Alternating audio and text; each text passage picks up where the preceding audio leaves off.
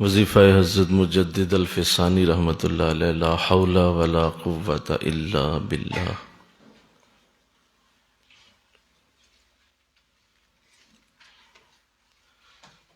لا حول ولا قوة الا باللہ۔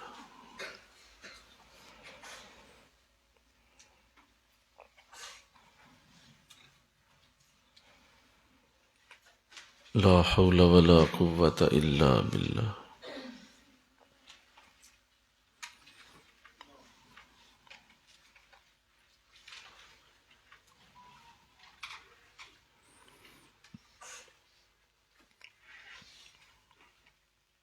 وظیفہ حضور غوث اعظم رحمۃ اللہ علیہ، حسبنا اللہ و نعم الوکیل، حسبنا اللہ و نعم الوکیل، حسبنا اللہ و نعم الوکیل، حسبنا اللہ و نعم، حسبنا اللہ، حسبنا اللہ و نعم، نعم المولا و نعم النصیر۔ وظیفہ پیر و مرشد دامت برکاتہم، یا عظیم یا عظیم،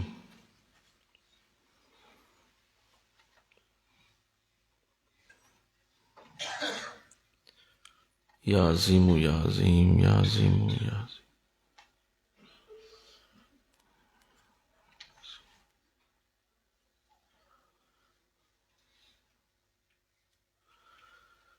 یا عظیم یا عظیم۔ وظیفہ استغفار، استغفر اللہ ربی من کل ذنب و اتوب الیہ، استغفر اللہ ربی من کل ذنب و اتوب الیہ، استغفر اللہ۔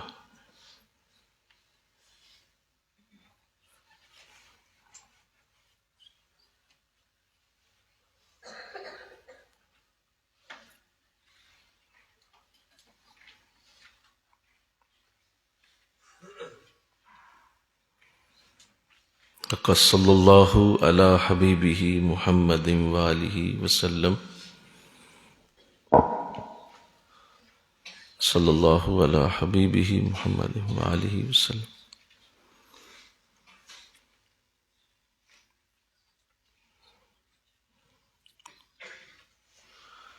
الفاتحہ۔ الحمدللہ۔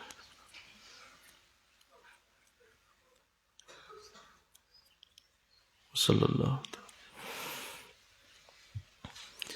بسم اللہ الرحمن الرحیم، الحمد للہ رب العالمین، والعاقبۃ للمتقین، والصلاة والسلام علی سید الانبیاء والمرسلین۔ قال اللہ تعالی فی الکلام المجید،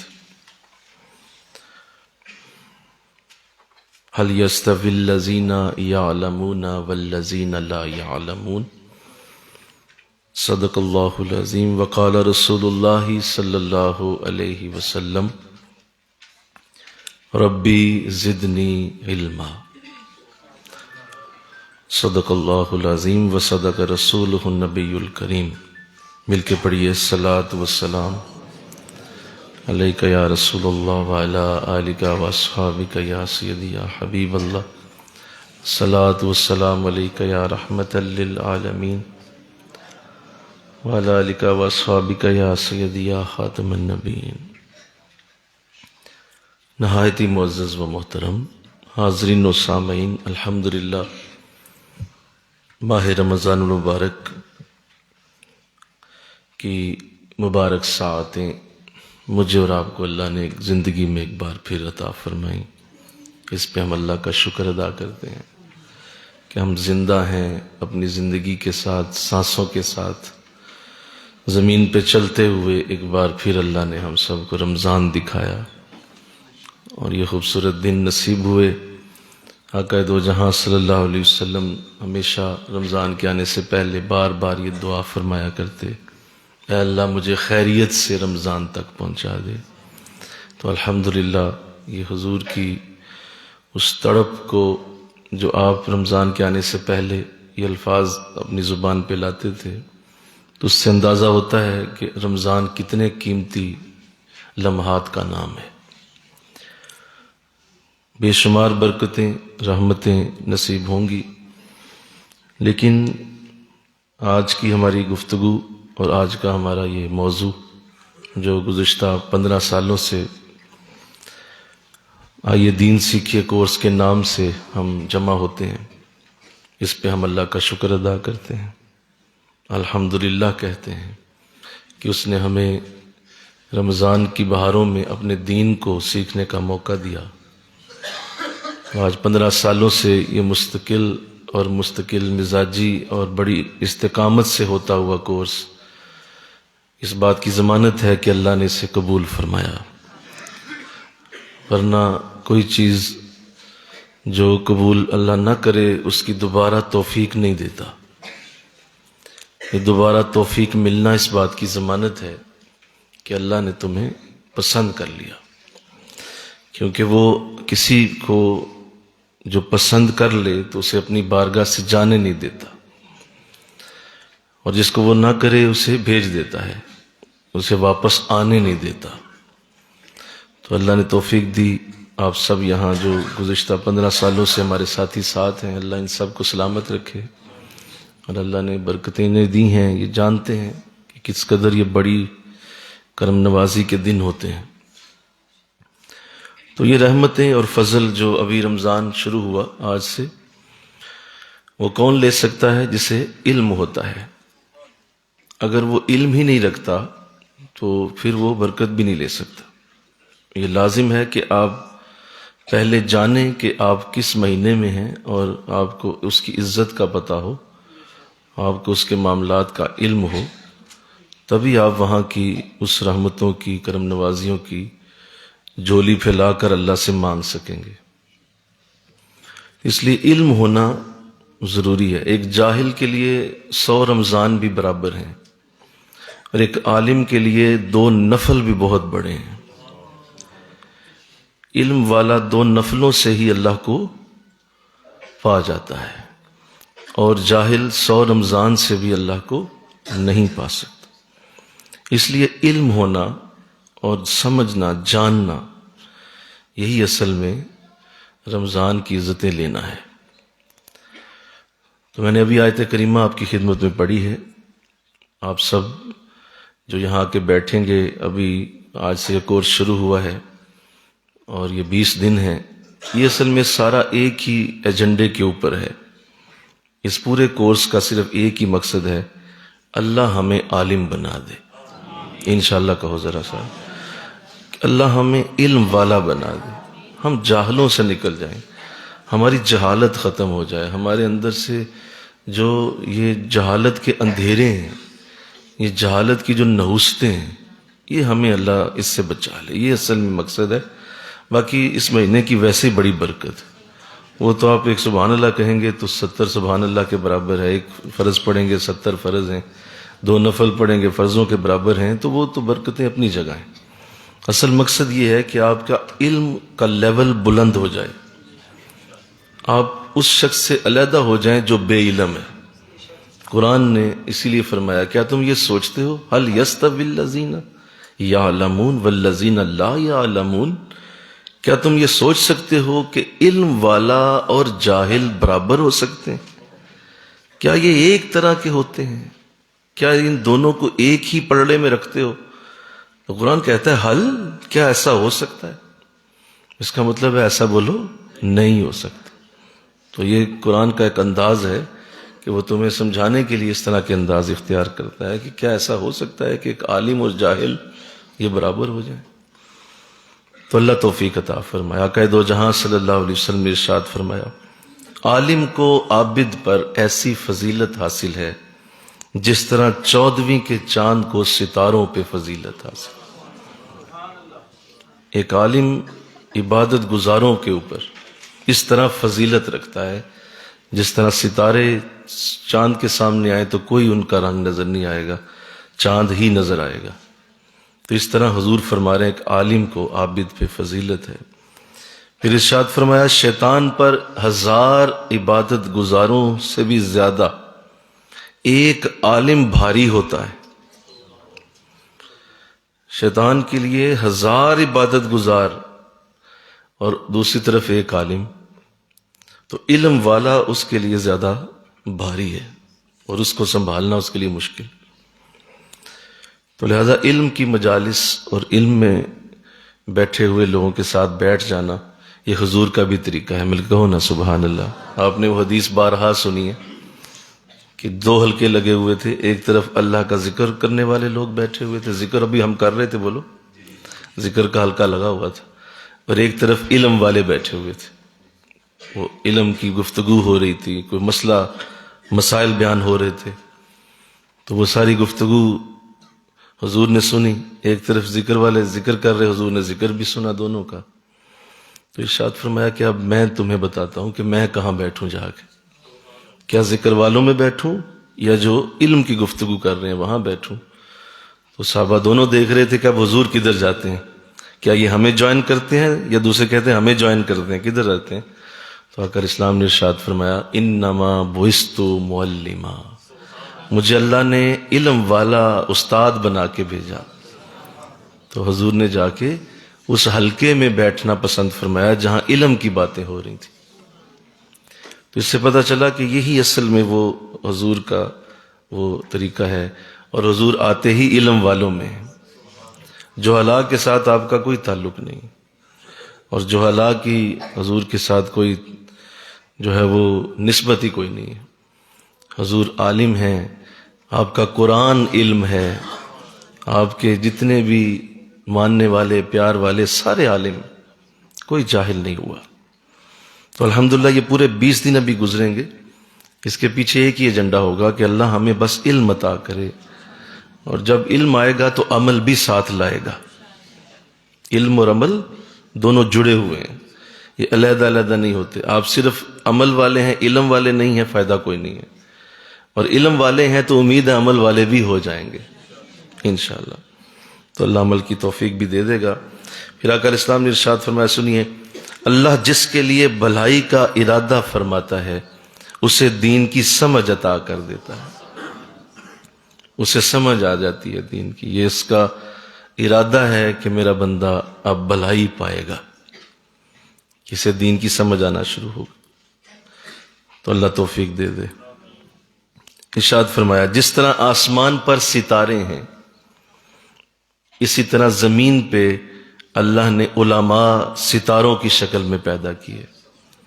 فرمایا جس طرح آسمان کی سجاوٹ ستاروں کے ساتھ ہے، میری زمین کی سجاوٹ علماء کے ساتھ.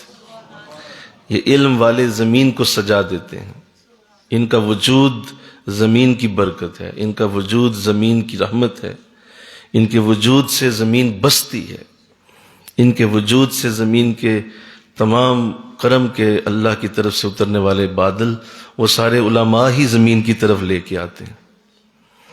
اللہ.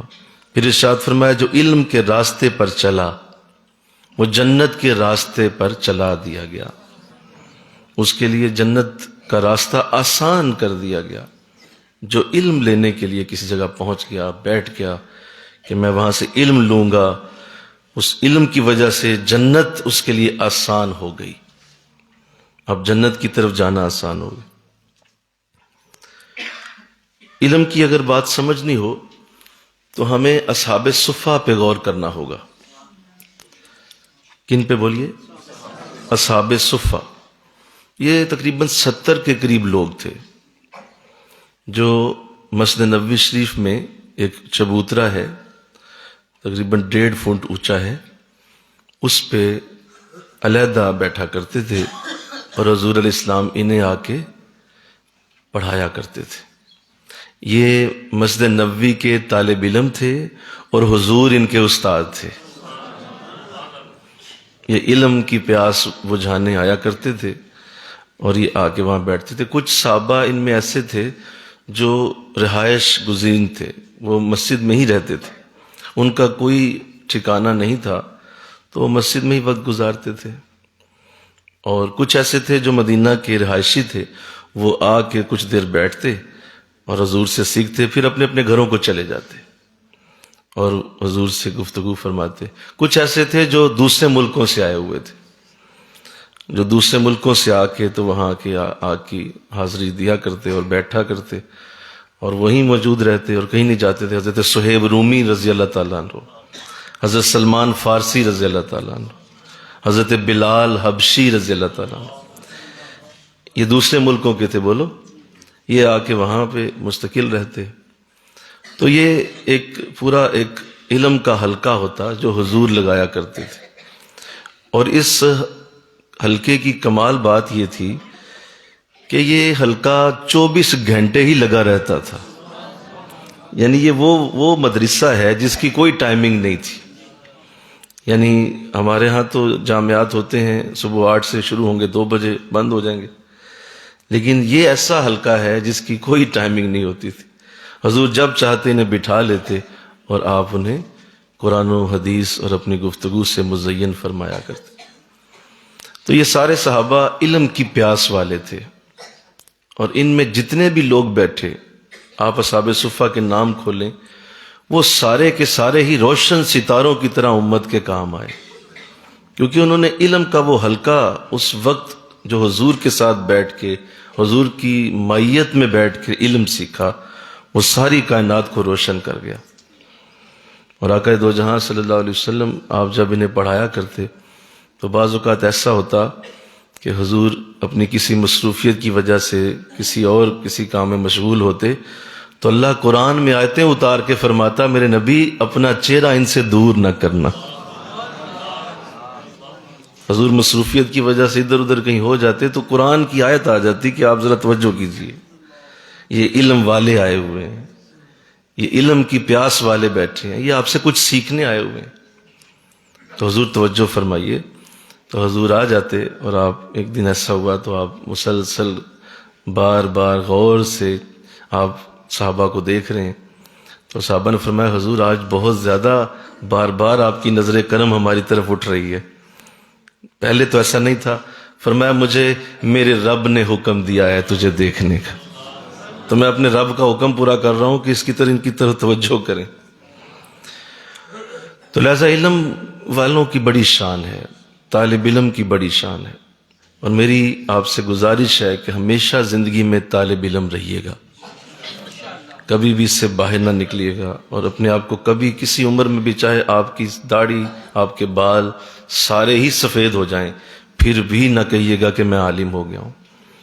مجھے پھر بھی علم سیکھنا ہے، مجھے کہیں جانا ہے، مجھے کہیں بیٹھنا ہے، مجھے کہیں سمجھنا ہے. اور اس سے آپ تازہ رہیں گے انشاءاللہ، آپ کی زندگی میں برکتیں رہیں گی. تو یہ سارے ہی لوگ علم کی پیاس والے تھے. اور خاص طور پہ حضرت سلمان فارسی رضی اللہ تعالیٰ عنہ کا ذکر میں کرتا ہوں.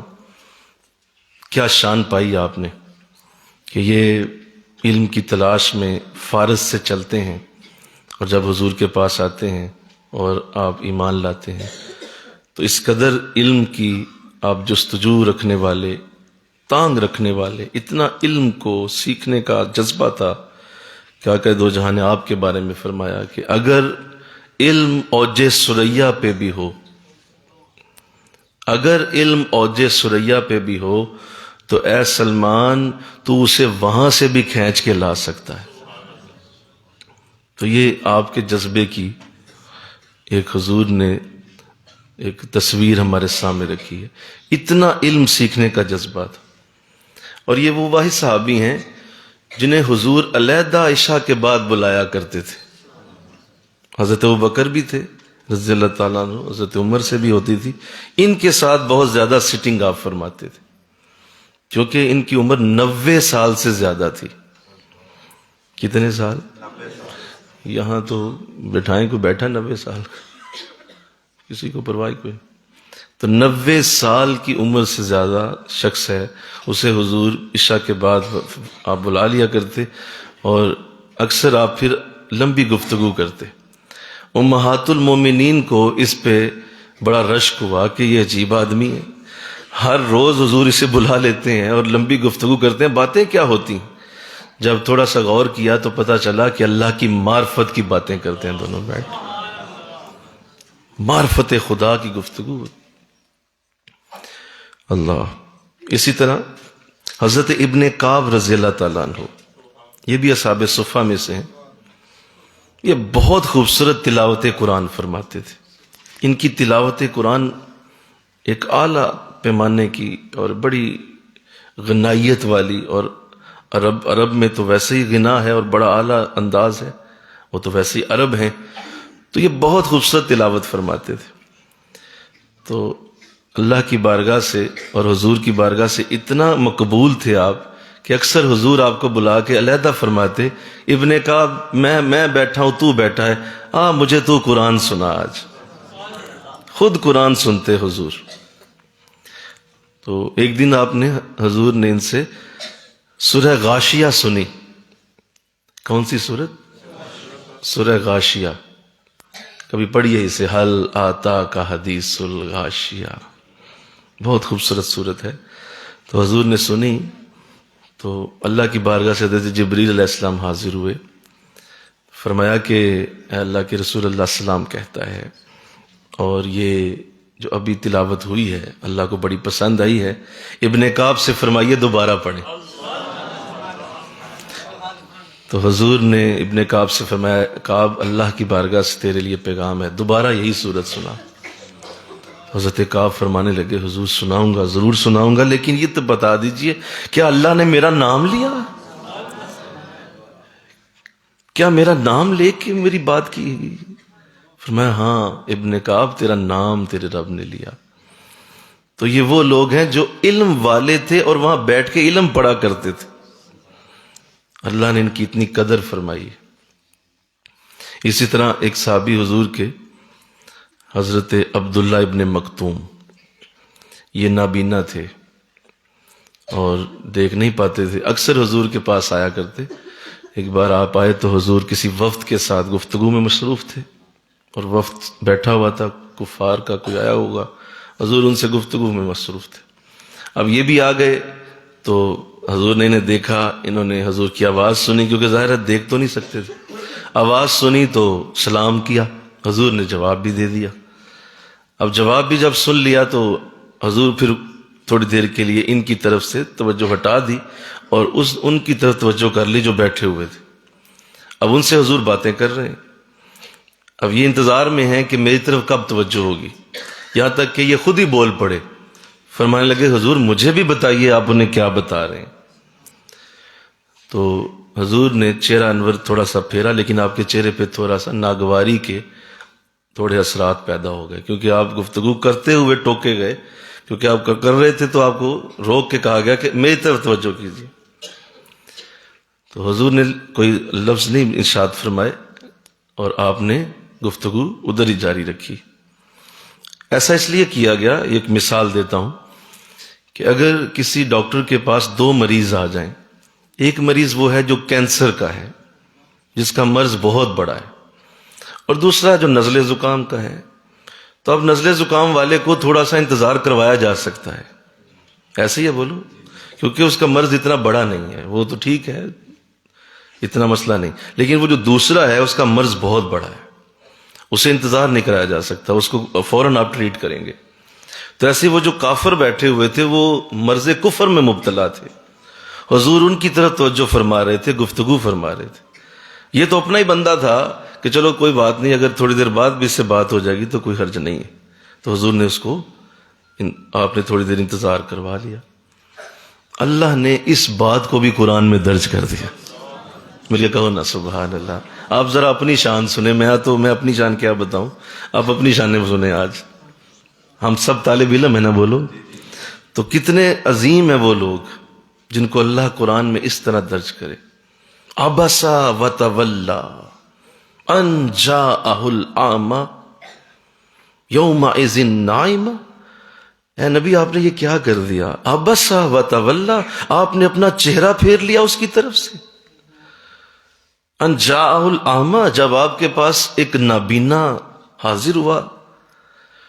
کیا شان ہے اس صحابی کی کہ اللہ نے ان کو قرآن کے اندر درج کر دیا کہ وہ حضور کے پاس آئے تھے علم سیکھنے اور علم کی بات جاننے۔ اللہ نے ان کا یہ انداز کہ حضور کو تھوڑی دیر کے لیے انہیں انتظار کروایا، اللہ نے اسے بھی قرآن میں ڈال دیا کہ آپ نے اسے انتظار کروا دیا۔ اللہ، اب اس میں یہ پہلو ذہن نشین رہے، اس سے یہ ہرگز مراد نہیں ہے کہ اللہ کو یہ عمل ناگوار گزرا، ناگوار نہیں ہوا، بلکہ یہ ایک شان کریمہ کو ظاہر کرنے کا انداز ہے۔ اور حضور علیہ السلام کا اللہ کا پیار کا ایک یہ بھی انداز ہے کہ اللہ نے حضور کا ہر ہی رخ قرآن میں درج کیا ہوا ہے۔ نہیں سمجھے بات؟ آپ کے مسکراتے چہرے کی بھی بات ہوئی ہے، آپ کے آنکھوں سے آنسو اترتے ہوں کی بھی بات ہوئی ہے، اور یوں جو آپ نے کسی کی طرف سے تھوڑی دیر رخ پھیرا ہے نا، اللہ نے اس کا بھی ذکر قرآن میں ڈال دیا ہوا ہے۔ تو یہ حضور کے سارے انداز ہیں جو قرآن میں لکھے گئے ہیں، قرآن کے اندر ڈال دیے گئے ہیں، تاکہ قرآن کی کوئی بھی جہت ایسی نہ رہے جہاں حضور کا ذکر ہو۔ تو اللہ نے کتنا عظیم بنایا ان طالب علموں کو جو حضور کے قریب بیٹھا کرتے، بلکہ ابو ہریرہ رضی اللہ تعالیٰ عنہ کی تو کیا ہی شان ہے۔ میں پرسنلی جب حضرت ابو ہریرہ رضی اللہ تعالیٰ عنہ کا ذکر خیر پڑھتا ہوں تو یہی دعا کرتا ہوں، مولا ان جیسی خاک کے ذروں میں سے کوئی ذرہ بن جائیں ہم۔ بہت بڑی شخصیت ہیں آپ، حضرت ابو ہریرہ۔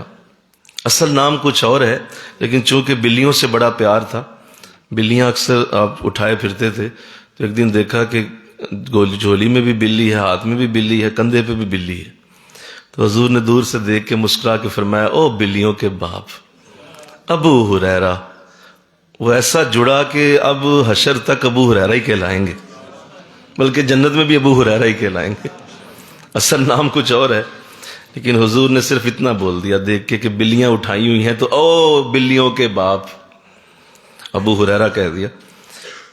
یہ بھی حضور کی خدمت میں آئے اور اصحاب صفہ میں شامل ہوئے۔ معاملہ کچھ یوں تھا، کافی عرصہ ظاہر ہے مدینہ کی اوائل تھی، مدینہ کے شروع کے دن تھے، تو یہ اصحاب صفہ کا کوئی وہاں کھانے پینے کا نظام نہیں تھا، یعنی کوئی ہاسٹل نہیں تھا، کوئی ایسا انداز نہیں تھا کہ کوئی اصحاب صفہ کے لیے کوئی باقاعدہ علیحدہ تندور لگا ہوا تھا اور وہاں سے روٹیاں پکتی تھیں اور کھانے پکتے تھے، ایسا کچھ نہیں تھا۔ یہ سب اللہ توکل ہوتے تھے، اگر آ گیا تو کھا لیا، ورنہ اللہ پہ توکل اور فاقہ کر لیا۔ تو ایسا ہی انداز ہوتا تھا، کوئی دے جاتا تو کھا لیتے، ورنہ اسی طرح وقت گزرتا رہتا۔ ایک دن ایسا ہی ہوا، حضرت ابو ہریرہ رضی اللہ تعالیٰ عنہ ان کا کچھ دن ایسے ہو گئے، کچھ کھا نہ سکے، تو بھوک سے شدت ہو گئی، اتنی زیادہ شدت ہو گئی، آپ فرماتے ہیں میں مسجد نبوی کے دروازے پہ لیٹ گیا، جا کے بیٹھا نہیں جی، لیٹ گیا کہ کوئی مجھے دیکھے گا اور دیکھ کے ہی سمجھ جائے گا کہ حالت خراب ہو گئی۔ فرماتے ہیں حضرت ابو بکر رضی اللہ تعالیٰ عنہ گزرے، تو میں نے ان سے اس لیے کہ چلو ان کو خود منہ سے کہنا مناسب نہیں ہے، تو ایک آیت کا میں نے ترجمہ اور تفسیر پوچھی کہ حضور اس کی تفسیر کیا ہے؟ تو آپ نے مجھے دیکھا اور مجھے اس آیت کو سمجھا کے تو چلے گئے۔ تو میں نے سمجھ لیا کہ لگتا ہے کہ ان کے پاس خود بھی کچھ نہیں ہوگا، ورنہ ضرور مجھے ساتھ لے جاتے۔ حضرت عمر رضی اللہ تعالیٰ عنہ آئے تو فرمانے لگے میں نے ان سے بھی ایک آیت کی تفسیر پوچھ لی، تو حضرت عمر نے مجھے تفسیر سمجھائی اور وہ بھی چلے گئے۔ فرماتے ہیں کہ ابھی کچھ ہی وقت گزرا کہ حضور علیہ السلام تشریف لے آئے۔ آپ کو جب میں نے آتے دیکھا نا، تو میرے دل میں یہ آس امید جاگی کہ لگتا ہے کہ میری آرزو پوری ہوگی۔ تو میں نے حضور سے رک کے ابھی سلام ہی کیا ہے، تو آقا نے مجھے دیکھتے ہی فرمایا ابو ہریرہ لگتا ہے تجھے بہت بھوک لگی ہوئی۔ یہ میں ان طالب علموں کی شان بتا رہا ہوں، آپ کو یہ میں دے رہا ہوں، آپ کے اندر یہ آس امید جگا رہا ہوں کہ اپنی شان سمجھیے۔ اگر آج ہم 1400 سال بعد آئے ہیں تو پڑھ ہم بھی وہی قرآن ہی رہے ہیں، کوئی نئی چیز نہیں یہاں پڑھنے لگے، وہی چیز پڑھیں گے جو حضور پڑھاتے تھے۔ تو زیادہ اپنی شان سمجھیں، اپنے آپ کو جانیں، اور اپنے آپ کو اس سستیوں لاپرواہیوں کی نظر نہ کریں۔ یہ علم کے حلقے ان کو آباد رکھیں۔ تو وہ کتنی شان تھی کہ حضور نے فرمایا ابو ہریرہ لگتا ہے تجھے بھوک لگی ہے؟ فرمایا جی حضور ایسا ہی ہے۔ فرمایا چلو آؤ میرے ساتھ آؤ۔ حضور کے ساتھ چلے گئے، گھر پہنچے، فرمایا کہ ہے کوئی شے کھانے کو؟ تو جواب آیا نہیں کوئی شے نہیں ہے، ہاں ایک دودھ کا پیالہ ہے۔ فرمایا لاؤ، وہ دودھ کا پیالہ لایا گیا۔ تو حضرت ابو ہریرہ خوش ہو گئے کہ حضور کی عادت ہے کہ آپ کبھی بھی خود پہلے کوئی چیز نہیں کھاتے نہ پیتے ہیں، تو مجھے اب یہ ملے گا، چلو کچھ گھونٹ آ جائیں گے، تو کچھ گھونٹ تو جائیں گے نا، زندگی تو قائم ہوگی، موت سے تو بچوں گا. تو خوش ہو گئے. اب جو ہی وہ پیالہ سامنے آیا تو آقا دو جہاں فرمانے لگے کہ ابو ہریرہ ایسا کرو، جاؤ جا کے اصحاب صفا کو بھی بلا لاؤ. سارے اصحاب صفا فرمانے لگے میرے دل میں خیال آ گیا کہ 70 لوگ ہیں، وہ ایک ایک قطرہ نہیں آنا، یہ کیا بات ہوئی. لیکن چونکہ حضور کا حکم تھا میں چلا گیا اور میں نے جا کے ان سب سے کہا حضور بلاتے ہیں. وہ سب آ گئے. جمع غفیر اکٹھا ہو گیا. 70 لوگ جہاں آ جائیں جمع غفیر ہی ہوتا ہے نا. تو جمع غفیر آ گیا، لوگ اکٹھے ہو گئے اور وہ بیٹھ گئے. آ کے حضور اسلام نے فرمایا کہ ابو ہریرہ اٹھو اور تقسیم شروع کرو، اٹھو اور تم ہی بانٹو. جو بھوک سے بے حال تھے پہلے ہی تم ہی بانٹو اٹھ کے. فرمانے لگے چلیں. اٹھے اور پہلے صحابی کو دیا، دوسرے کو دیا، تیسرے کو دیا. جب تیسرے چوتھے تک وہ پیالہ گیا فرماتے میری نظر پیالے پہ پڑی تو پیالہ اسی طرح بھرا ہوا تھا جیسے پہلے شخص کے ساتھ بھرا ہوا. اب یہ صحیح حدیث پڑھ رہا ہوں. علم والوں کے پاس کوئی نعمت آ جائے کم نہیں ہوتی. علم والوں کے پاس کوئی برکت آ جائے بولیے کم نہیں ہوگی. وہ معجزہ رسول تو تھا لیکن ہمیں سمجھانے کے لیے کیا گیا کہ حضور نے کسی دنیا دار کو کسی کو بلا کے نہیں وہ پلایا، علم والوں کو پلایا. اب وہ سارا جب چوتھے پانچویں تک گیا تو فرمانے لگے کہ مجھے یقین آ گیا کہ کام بن گیا. یہاں تک کہ 70 اصحاب نے وہ پیالہ پیا اور 70 اصحاب پی چکے. تو مجھے حضور نے آخر میں فرمایا ابو ہریرہ اب تو پی. فرماتے میں نے اسے لبوں سے لگایا، پیا اور پیا اور پیا، یہاں تک کہ میں پیتا چلا گیا. اور پھر جب مجھے لگا کہ نہیں پی پاؤں گا تو میں نے حضور کو دے دیا. فرمایا نہیں ابو ہریرہ ابھی اور پی. فرمایا جی حضور پھر پیا. فرماتے ہیں کہ میرا اتنا وہ جو ہے وہ پی پی کے حال ایسا ہو گیا کہ اگر ایک گھونٹ بھی اندر جاتا جو اندر تھا وہ بھی باہر آ جانا تھا. تو میں نے عرض کیا میں کہ حضور اب اس سے زیادہ نہیں پی سکوں گا. فرمایا چل تیری مرضی ہے. پھر حضور نے اسے جب پیا تو وہ پیالہ ختم ہو گیا. تو اب اس سے یہ جانیں کہ علم والوں کی کتنی شان ہے، کتنی بڑی برکت والے یہ لوگ ہیں اور کتنا رحمت اور فضل اور رحمت اور کرم اللہ نے ان کو دیا ہوتا ہے. تو ہمیشہ ان میں شامل رہیے انشاءاللہ کہیے، انشاءاللہ کہیے. اسی طرح حضرت عائشہ صدیقہ رضی اللہ تعالیٰ عنہ عورتوں میں اگر آئیں تو جس طرح علم کا شوق آپ کے اندر دیکھا گیا کسی کے اندر نہیں تھا. آپ علم کی ایسی شوقین تھیں کہ حضور درس دیا کرتے تو پیچھے ستون کے ساتھ لگ کے کھڑی ہو جاتی اور پردے میں کھڑی ہو کے حضور کی باتیں سنتی، تسلی سے سنتی اور پھر اسے نوٹ کر لیتی. یادداشت اتنی تیز تھی کہ حضور کے درس کا ایک ایک جملہ یاد ہوتا تھا، ایک ایک جملہ. اور حضور آتے تو پورا آپ کی بات سناتی کہ آپ نے یہ بات کہی، آپ نے یہاں پہ یہ بات کیوں نہیں کہی آپ نے، یہ مجھے بتائیں اس کا معنی کیا ہے، اس کا مفہوم کیا ہے، اس کے پیچھے کیا بات. یعنی جتنا وقت حضور وہاں لگا کے آتے اتنا ہی وقت پھر آپ کو ان کے ساتھ بھی لگانا پڑ جاتا.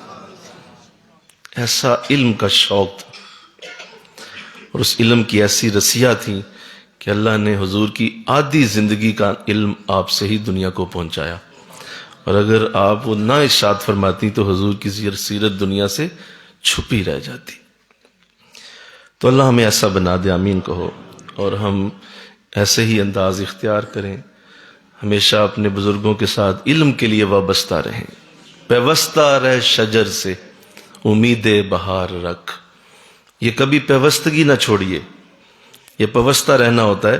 ابھی کل ہمارے ساتھی جو USA میں تھے ان سے میری بات ہو رہی تھی تو وہ ظاہر یہاں نہیں ہیں تو مجھے کہنے لگے حضرت میں پچھلے سال درس میں تھا نہیں ہوں آج. تو میں نے کہا کوئی بات نہیں، آپ بس اتنا کریں کہ آپ سن لیا کریں اور اسے ضرور جاری رکھیں. بہت ساری باتیں ریپیٹ ہو رہی ہوتی ہیں، بہت ساری باتیں ہم دوبارہ کر رہے ہوتے ہیں، لیکن مقصد ایک ہی ہوتا ہے کہ ہم پیوستہ رہیں اس نظام کے ساتھ. وہ علم کے وہ دھارے، وہ علم کے وہ خوبصورت چشمے وہ چلتے رہیں، مقصد یہ ہوتا ہے. تو لہذا آپ نے پیوستہ رہنا ہے. نئی باتیں ملتی رہیں گی، نئے نئے شعور کے انداز کھلتے رہیں گے، ہر آنے والا دن بہتر ہوتا جائے گا، کرم اور فضل اللہ بڑھاتا جائے گا۔ ہاں تم اپنے علم کو بڑھا لو، اللہ کرم بڑھا دے گا، یہ تمہارے اوپر ہے۔ مجھے کہنے لگی جو سمجھ آ گئی، میں کہ بس پیوستہ رہیں، چلتے رہیں، ساتھ ساتھ رہیں، اس کے سوا اور کوئی ریکوائرمنٹ ہی نہیں ہے۔ آقا دو جہاں نے بھی اپنے صحابہ سے یہی کیا، تو اللہ سعادت عطا فرمائے۔ اس کے بعد جو بڑی اہم بات جو کرنے کی ضرورت ہے، یہ تو ہو گئے طالب علم۔ اب مقصد ہوتا ہے ہر طالب علم کا کہ وہ جب بھی کوئی بھی بڑی بات سمجھتا ہے، بڑی بات جانتا ہے، بڑی بات کو وہ سن لیتا ہے، تو یہ یاد رکھنا چاہیے کہ اس کے اندر وہ کون سی تبدیلیاں ہیں جو پیدا ہونی چاہیے۔ یہ ذرا اہم بات ہے، اسے نوٹ کریں، وہ کون سی چینجز ہیں جو اس کے اندر لازم ہیں۔ اور میں نے ایک جگہ مجھے یاد ہے بات کی تھی، ہاں آلو معاشف ہم گئے ہوئے تھے، مجھے یاد آ گیا کہ وہاں میں نے عرض کیا تھا کہ وہ کون سا عالم ہے جو تمہیں حقیقت میں علم دیتا ہے، اور وہ کون سی باتیں ہیں جو کسی عالم سے تمہیں لازمی سیکھنی چاہیے۔ ایک طالب علم کو پتہ ہونا چاہیے کہ میری یہ چیزیں میرے اندر ہونی چاہیے۔ سب سے پہلی بات، ایسا علم سیکھیں کسی عالم سے، ایسا علم سیکھیں جو تمہیں شک سے یقین کی طرف لے کے آئے۔ کیا بولو؟ تمہارے اندر سے شک نکال دے۔ یہ شک اندر سے جو لوگوں کے اندر پیدا ہوتا ہے، اور شک رہتا ہے ذہنوں میں، سوچوں میں شک رہتا ہے، اس سے اللہ نکال لے تمہیں۔ اس کو ذہن نشین کریں انشاءاللہ، کہیں اللہ توفیق دے، کیونکہ اگر آپ شک سے ہی نہیں نکل پائے اور یقین کی دولت نہیں لے پائے تو اس کا مطلب یہ ہے کہ وہ علم بیکار گیا ہے۔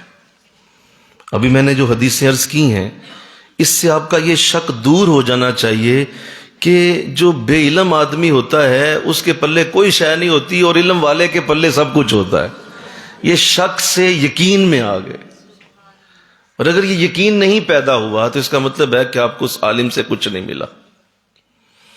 یقین میں آئے، پتہ نہیں حضور سنتے ہیں کہ نہیں سنتے، پتہ نہیں یہ سال ثواب جب ہم پڑھتے ہیں کسی کو تو پہنچتا ہے کہ نہیں پہنچتا، پتہ نہیں میرا رزق یہ لوگوں کے حوالے ہی ہے، پتہ نہیں لوگ نظر لگا جاتے ہیں، پتہ نہیں کوئی جادو کرے گا تو کچھ ہو جائے گا۔ یہ شکوک ہیں، یہ شک والی زندگی ہے۔ پتہ نہیں میری زندگی کبھی خوشحال بھی ہوگی کہ نہیں ہوگی، پتہ نہیں یہ فلاں میں درجہ پاؤں گا کہ نہیں پاؤں گا۔ یہ جو چیزیں ہیں نا، اس سے نکال کے وہ عالم تمہیں یقین پہ لے کے آتا ہے کہ ایسا ہوگا، تیرے ساتھ ہوگا۔ اگر میرے دائیں ہاتھ پہ چاند اور بائیں پہ سورج بھی رکھ دیا جائے تو دین پھیلا کے رہوں گا۔ یہ شک سے یقین، یہ کیا ہے شک والی زندگی؟ ہر وقت شک کی شک، پتہ نہیں ہونا ہے کہ نہیں ہونا، آنا ہے کہ نہیں آنا، پہنچنا ہے کہ نہیں پہنچنا، پتہ نہیں جنت ملنی بھی ہے کہ نہیں ملنی، معافی ہونی بھی ہے کہ نہیں ہونی۔ یہ جو ہے نا انداز، یہ نہیں، اللہ اس سے نکال لے انشاءاللہ۔ یہ شک سے یقین میں آنا، یہ بہت بڑی اللہ کی رحمت ہے جس کو اللہ دے دے۔ قرآن میں اللہ نے ذکر بھی کیا، وَاعْبُدْ رَبَّكَ حَتَّى يَأْتِيَنَكَ الْيَقِينُ، اللہ کی عبادت وہاں تک کرو جہاں تک تمہیں یقین آ جائے۔ قرآن کہتا ہے یقین تک پہنچو، یہ شکوک دلوں سے نکال۔ دوسرا، یہ ضرور دیکھیں علم سیکھنے کے بعد یہ 5 باتیں جو بھی عرض کرنے لگا ہوں، اور آگے 20 دن ہوں گے، آخری دن آپ نے یہ 5 چیزیں کھول کے چیک کر لینی ہیں انشاءاللہ۔ اس کو اپنے ذہن میں لے آنا ہے کہ میں آخری دن یاد بھی کراؤں گا کہ ان 5 کو ذرا لائیں ذہن میں، کیا ان میں سے کچھ آ گیا آپ کے اندر؟ 20 آپ نے ہلکے لیے ذکر کے، 20 آپ نے علم کے ہلکے لیے۔ دوسری بات، وہ عالم تمہیں یا وہ علم تمہیں ریاکاری سے نکال کے اخلاص پہ لے کے آئے۔ لوگوں کو دکھانا، لوگوں کو دکھا دکھا کے بات کرنا، لوگوں کی خاطری گفتگو کرنا، لوگوں کی خاطری اٹھنا، لوگوں کی خاطر بیٹھنا، لوگوں کی خاطر سونا، لوگوں کی خاطر جاگنا۔ اور تیری اپنی بھی کوئی زندگی ہے، اپنی بھی کوئی لائف ہے کہ نہیں تیری؟ ہر چیز لوگوں کے لیے کر دی۔ ریاکاری، لوگ کہیں گے تو کیا ہوگا، لوگ کہیں گے تو کیا ہوگا، لوگ کہیں گے تو کیا سوچیں گے، بس اسی طرح زندگی گزر گئی۔ اس سے نکل کے وہ تمہیں اخلاص پہ لے آئے، صرف اللہ کے لیے ہر کام کرنا، اللہ کی رضا پیش نظر، اللہ سامنے، اللہ کے لیے، اللہ کی بارگاہ میں قبول ہو جائے بس۔ کوئی کیا سوچتا ہے، کیا کہتا ہے، کیا سوچے گا، کیا اللہ، کیا وہ لوگوں کا ذہن بنے گا میرے بارے، بنتا رہے، چھوڑ دیں۔ جب تک آپ یہ نہیں سیکھ پائے کسی علم سے کہ آپ نے ابھی تک ریاکاری سے نکلنا ہی نہیں سیکھا، اور اسی طرح کا انداز بناتے پھرتے ہیں کہ کس طرح میں 2 شعر اور پڑھ لوں، میں 2 باتیں اور کر لوں اور لوگ متاثر ہو جائیں، تو کیا کر رہے ہیں آپ؟ کیوں اپنا وقت ضائع کر رہے ہیں؟ وہ کوئی فائدہ نہیں ہے۔ صرف اتنا کر لیں کہ میں اللہ کے لیے کر رہا ہوں، اور یہی اسم اعظم ہے، یہ اسم اعظم ہے۔ اسم اعظم کہتے ہیں آپ کی ہر شے کھول دینے والا نام، جو اللہ کھول دے تمہاری ہر چیز، وہ اسم اعظم یہ ہے کہ اللہ کے لیے کرنا سیکھو۔ تو یہ دوسری بات ہے، اپنے علم کو اس طرح سے سیکھیں، کسی عالم کے پاس اس طرح بیٹھیں کہ وہ تمہیں ریاکاری سے نکال، لوگوں سے، لوگوں کی رضا چھوڑ دیں۔ اور تیسری بات، وہ تمہاری دنیا سے محبت نکال کر آخرت کے ساتھ جوڑ دے۔ تمہیں لگنے لگے یار میرا دنیا سے نا اب ذرا جی اچاٹ ہونا شروع ہو گیا، تمہیں لگنے لگے اس علم کے مجلس میں جا جا کے کہ اب دنیا سے اتنا دل لگتا نہیں ہے، اب اتنا دنیا کی طرف رجحان کم ہے یا کم ہو رہا ہے، یہ اس بات کی علامت ہے کہ تم صحیح علم لے رہے ہو، درست علم لے رہے ہو۔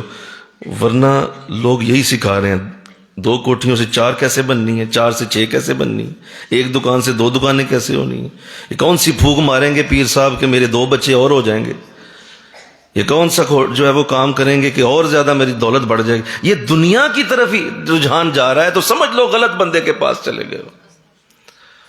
اور اگر سارا دھیان آخرت کی طرف جا رہا ہے، بار بار آخرت، بار بار آخرت، بار بار اپنی آخرت یاد آتی ہے، تو سمجھ لو صحیح علم سیکھ رہے ہو اور صحیح عالم کے پاس پہنچ گئے ہو کہ اس نے تمہارا دھیان بولو آخرت کی طرف، تو وہ علم تمہیں آخرت کی طرف لے۔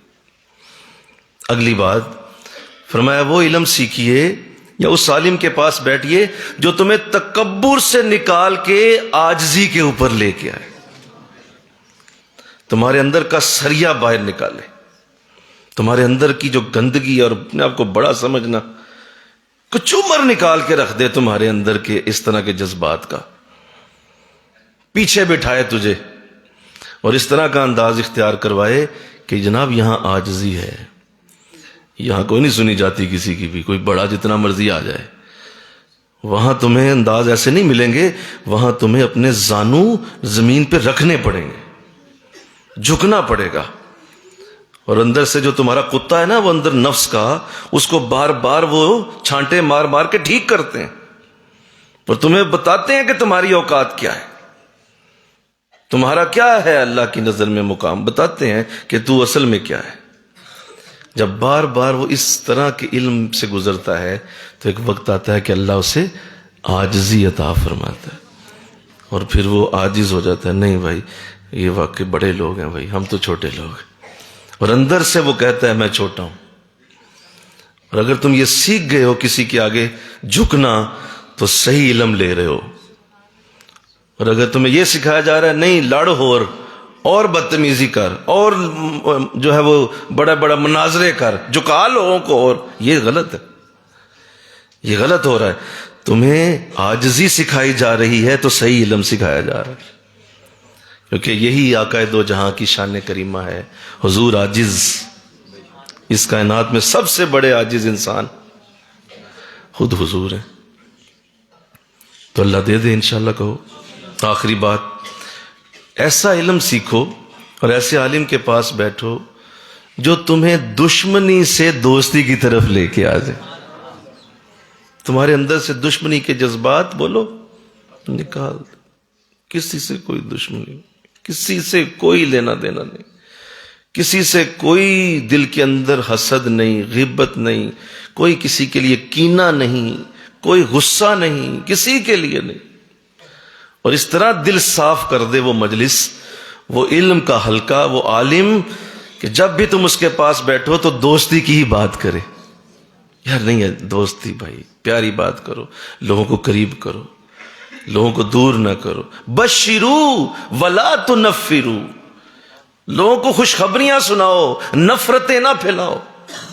خوشخبری، پیار والی بات، ملانے والی بات، دوستی والی بات کہی جائے، معافی والی بات کی جائے. میرے کہو نا سبحان اللہ، بولو معافی والی بات ہو، نرمی والی بات ہو. اور یارو کوئی بات نہیں، اگر کوئی کہہ بھی جائے تو بیٹھ جاؤ، کوئی مسئلہ نہیں. وہ ایسی چیزیں تمہیں سکھائے تو سمجھ لو کہ یہ صحیح عالم ہے اور یہ صحیح علم لے رہے ہو. تو آؤ، یہ 5 چیزیں ہیں، اس کو اپنے اندر دیکھنا ہے. شک سے یقین کی طرف بولو، ریاکاری سے اخلاص کی طرف، دنیا سے آخرت کی طرف، تکبر سے عاجزی کی طرف، اور دشمنی سے دوستی کی طرف. یہ ہمارا ٹارگٹ ہے. اس ٹارگٹ کو ہم اچیو کریں گے انشاءاللہ. ابھی یہ حلقے شروع ہوئے ہیں، انشاءاللہ یہ برکتیں پورا رمضان ہمارے ساتھ ساتھ ہیں. ابھی اللہ آپ کو برکت دے. آپ نے حلقہ بھی لگانا ہے، فقہ کا حلقہ بھی لگے گا. اس میں آپ کو جو مسائل سکھائے جائیں گے ان کو تسلی سے سمجھیے، ان کو جانیے، ریوائز کیجیے، تاکہ تسلی سے یہ عمل اپنے پایہ تکمیل تک پہنچے. اللہ آپ سب کو رمضان کی حقیقی برکتیں عطا فرمائے. وما علینا الا البلاغ المبین. آمین. اللہم صلی علی سیدنا و مولانا محمد وعلی آل سیدنا و مولانا محمد وبارک وسلم. مولا ہم تیری بارگاہ میں عرض گزار ہیں، ہم سب تیری بارگاہ میں عرض گزار ہیں. اللہ رحمت فرما دے، اللہ فضل فرما، ہم سب کے پچھلے گناہ معاف کر دے. مولا ہمیں آج سے نئی زندگی عطا فرما، صاف ستھری، نماز والی، قرآن والی، نیکی والی زندگی نصیب ہو. میرے ان تمام بچوں کو سلامتیاں دے. یہ تمام تیرے قرآن کے طالب علم، تیرے دین کے سیکھنے والے آئے ہیں، اللہ ان کی زندگیاں خوشحال فرما دے. جس طرح تو نعمت کبھی ضائع نہیں کرتا، جو تو علم والوں کو دیتا ہے، اللہ انہیں بھی عطا فرما. اللہ ان سب کے لیے رمضان کی حقیقی برکت، حقیقی رحمت آج ان کے دامن میں ڈال دی جائے، آج ہی ڈال دی جائے. لا حول ولا قوت الا باللہ العلی العظیم. وصلی اللہ تعالی رسول خیر خیر. تسلی سے حلقے لگا لیجئے. السلام علیکم. کتابیں ذرا دے دیں ہمیں اس پہ.